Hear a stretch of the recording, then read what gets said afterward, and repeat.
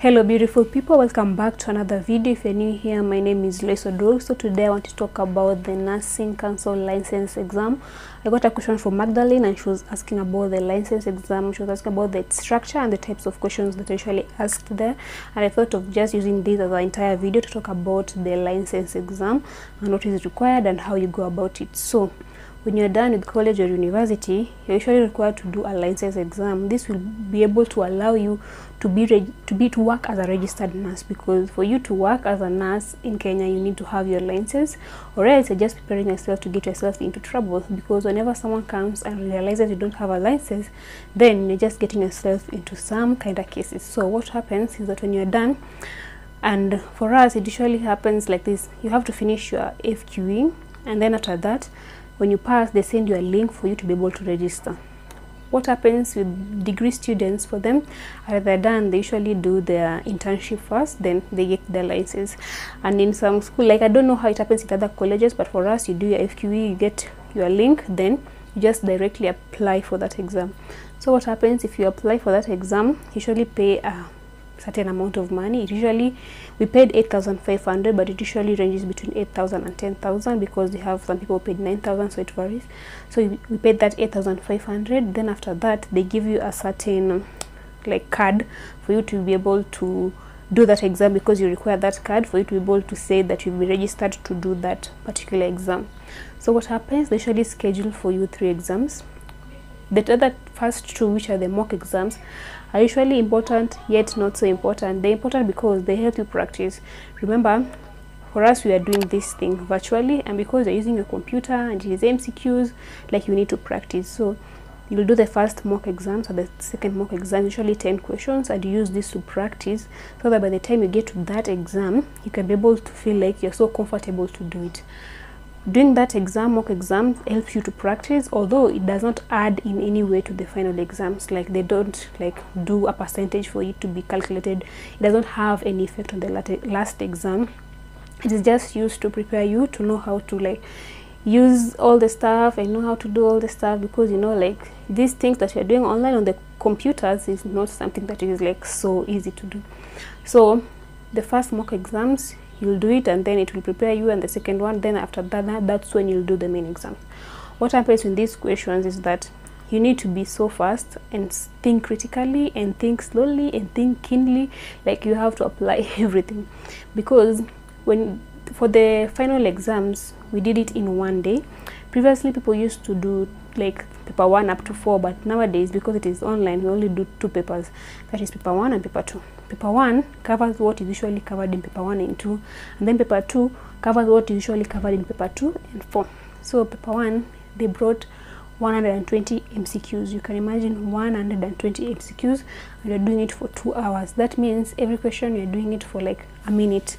So that means you have to think critically and think like keenly, because you read that question and there's some things you might miss, because at times when you read a question, you might even skip something like not, or like you can just skip a single word that can end up messing everything. So they usually bring 120 MCQs, and you have to read this question 2 times. Although the time is so like little, but you have to like make good use of it. Read the question twice, because you read it first so quickly, you might skip a word like not, and then or expect something like that, and then you'll end up not getting that question. So you read it twice. Then when you're reading the choices, you also read them like twice, and you read them slowly and read them keenly. And if you don't know the answer, try and just reason out critically. I have a video on how to do well in exams. It is the same thing. Like just try and reason critically, so that you can be able to get that answer, because it's so tricky. 1 minute is a little amount of time for you to be able to like rush through. So read that question, think critically, and then it's good for you. Then they usually bring things that we've already learned. Like it is not something new or something hard that you've never had before. It is just all the things that we've learned. So they usually bring, like, let's say if it is anatomy, they just like get the daily kind of questions that you usually ask at college, like in college, about anatomy and med-surg. Like I'm really trying to remember which questions you were asked, but oh god, like I can't remember. I can't even picture out which questions we were asked, but they're simple questions, and they're just like kind of tricky, because it is a thing that you've been learning, it is a thing that you've been hearing each and every time, but then just a little twist to it makes it looks kind of difficult.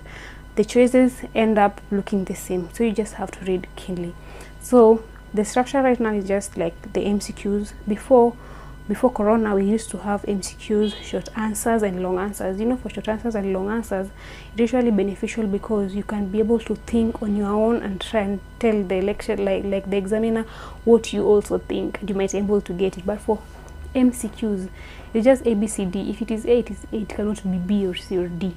So you just have to think critical. So you can imagine if you have 120 of those, that means if you don't take your time to read these questions and think critically, and it is 120, you have high chances of not doing well. So there's no trick to this. And the other thing is that you have to like try and do it like the group that is doing immediately to be done with college. Like for us, we are done with college in August, yeah. So there's an exam in November and there's an exam coming in April. So you don't have to wait till April for you to be able to do that exam, because you'll end up even forgetting some of these things. So it's better you just take the first lot, like for November, do it at that time, then be done with it before you forget everything.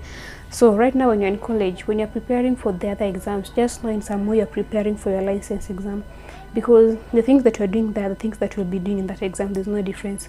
So just make sure that whenever you're studying, you don't cram, because you'll get a hard time. Because you crammed, you'll get a hard time trying to reason, because nursing council exam, they test you what you know, what you like apply. So it is something that you've seen in the hospital, it's something that you've read, it's something that you know. So when you're reading back in college, when you're still doing the other exams, don't study in a way that you're studying only for exams. Just know that you're studying and there's another exam, licensing exam waiting for you, and you're waiting to become a nurse, and you need to be a nurse who has knowledge. So study in a way that you accumulate, you gain that knowledge and you can be able to use it. Just don't study because you want to do exams.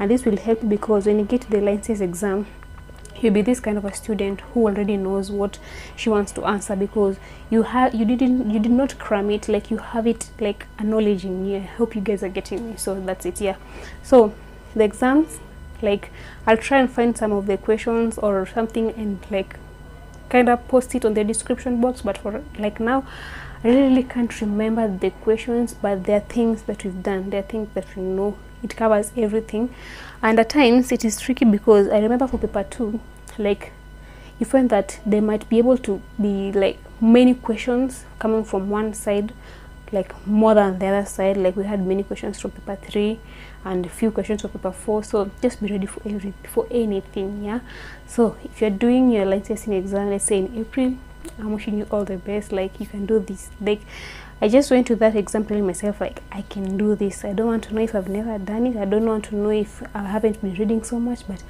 just trust that you can do it. Take your time, breathe in, breathe out, pray, have hope, and yeah, that's it for the licensing. It's just as easy as that. So yeah, I hope I answered your questions, guys. If you have any other question, you can as always leave it down on the comment section, and I'll answer it. Like if there's something that you want me to talk about, maybe there's a certain thing that in college you're seeing and you want me to talk about, and you want to like hear some advice from me, you can as always leave it on the comment section, and I'll make sure that I make a video or I'll reply to you if I have to. So that's it for today. Bye bye.